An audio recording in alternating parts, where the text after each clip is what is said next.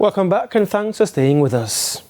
The president of the Jamaica Egg Farmers Association says the industry's prediction was incorrect when it said the birds affected by Hurricane Beryl would have recovered by the peak of the season. Mark Campbell says Hurricane Beryl caused significant trauma to the birds, resulting in a shortage of eggs. Details in this report. We barely counted a dozen eggs outside these cages at Campbell's Egg Farm in Trelawney, and that's because many of these birds haven't recovered from the trauma they experienced during Hurricane Beryl. Now it's the peak season for the product, and consumers are scrambling to get their usual supply. Well, the egg industry has been going through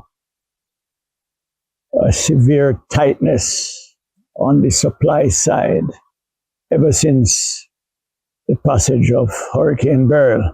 Mr. Campbell says the birds are sensitive and tend to react negatively to anything which disturbs their normal life, and Beryl did just that.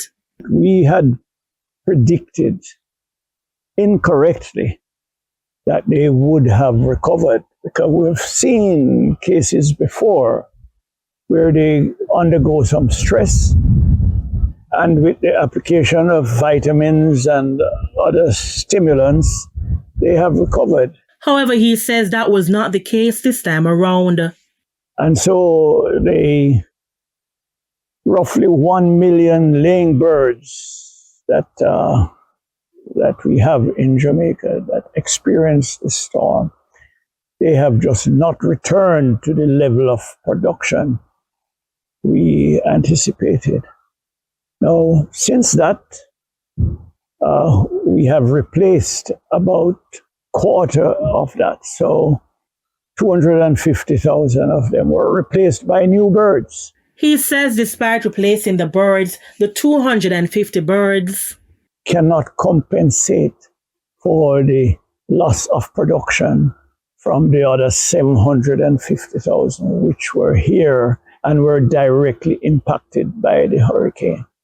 So the country at this time, which is the peak demand time for egg, is experiencing a shortage. Speaking of his farm, he noted that his egg production is down by 20% and that he has to stagger his supplies to his customers.